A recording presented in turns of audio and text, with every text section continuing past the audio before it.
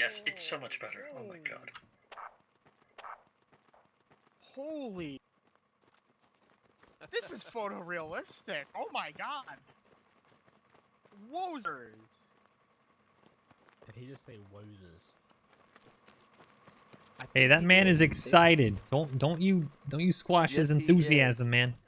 Hey guys, MoiDawg here, and today I've got some awesome footage of the latest Squad V2.9 playtest to show y'all. If you missed out on the playtest, this past Sunday, OWI gave us a sneak peek of all the stuff coming in V2.9, but also a little taste of the future lighting updates and new shadow system they discussed in the dev chat last Friday. I definitely recommend checking out my recap video, which I'll link in the top right here. According to the dev post, for the playtest, the disclosed changes were HAB proximity tweaks and the new lighting overhaul. But since we didn't get a full set of patch notes, I'll just go over what I noticed. So although I don't think the playtest managed to quite get up to 100 players, we did get close, and overall, honestly, it just felt like a better squad. Starting off with the HAB proxy mechanic, let's look at what exactly changed. Previously, you only needed 2 players within 30 meters of a HAB to overrun it, and this has now been increased to 3 players minimum. Additionally, this scales all the way up to 80 meters, meaning at 40 meters you can overrun the HAB with 4 players, 50 with 5, and so on all the way up to 8 players at 80 meters. This is an incredibly huge buff to attacking as a squad,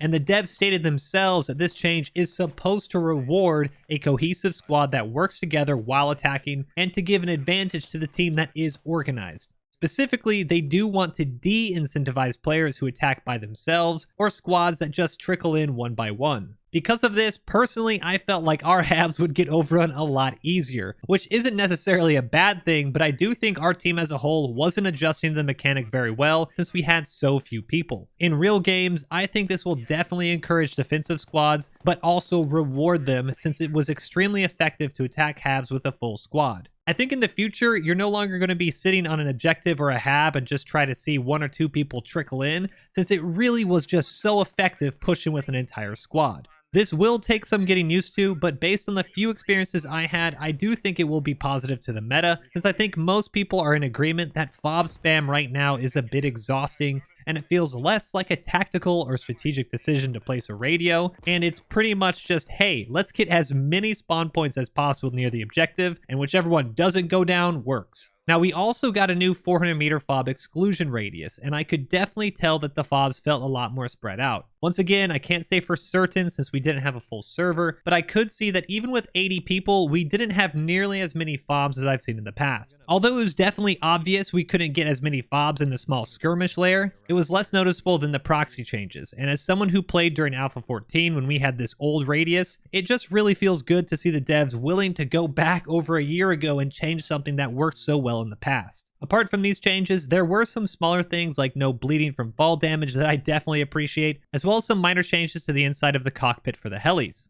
Although I wasn't able to test this since I never flew, one of our pilots did say that he was getting damaged while flying, so they might have also implemented a version of that new cockpit damage model they discussed in the dev chat, which would be really nice to see. I really hope we don't end up sniping helicopters, but right now the meta is that you fly up as high as you can so that way you can see the entire map and literally nothing on the ground can shoot you. Even if you do get tagged, you just fly around a little bit, you have plenty of hull damage, and you don't even have to worry about it. Now, if you get some HE splash, you're going to start bleeding, which will force that helicopter to RTB, heal up, repair, and then get back out there. Anything to nerf the helicopter tanks that we have now is fantastic. Now, in addition to the V2.9 stuff, as you've been seeing in the B-roll footage here, the new lighting and shadows changes were also tested. The dev stated that this is not going to be in the next patch, but it may come in a patch soon after that. And honestly, based on the stability of the playtest as a whole, I would be very surprised if it doesn't release soon. The lighting here is absolutely amazing, and swapping between low and epic shadows, I saw exactly the same thing,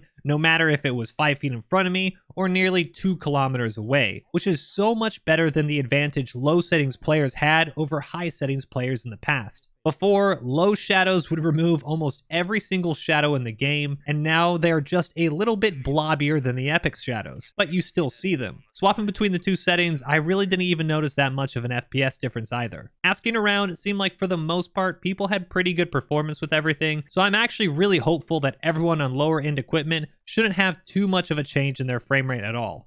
As cool as the shadows are, this update also tweaks skyboxes and how light is in the game in general, and you can see it clearly when you look down to the tunnels of Mestia or just across the fields of Yeho. Some of these areas look extremely photorealistic, and houses now have proper dark areas, sun shines through windows or broken ceilings, and it just looks good. Talking with Jet, responsible for a lot of the work behind here, he said they pretty much just scrapped everything and built the shadows and lighting from the ground up. And honestly, it is 100% worth it. Generally, there's less fog and haze on maps, the view distance is great, and everything just looks so much better than before. I really think these lighting and shadow changes really make the game feel like it has a modern graphic engine, and although I've never really complained about the graphics themselves, this change just makes it look so much better. I really can't even just stop saying this because I was just floored when I spawned into Yeho and was just taking a look around main. Honestly, I really wish we could get these lighting and shadow changes in 2.9, but even if we have to wait a bit longer, I'm totally sold on it and I'm willing to wait and make sure it's in the best spot it can be. Once again, if you had the disk space, I would strongly recommend simply downloading the playtest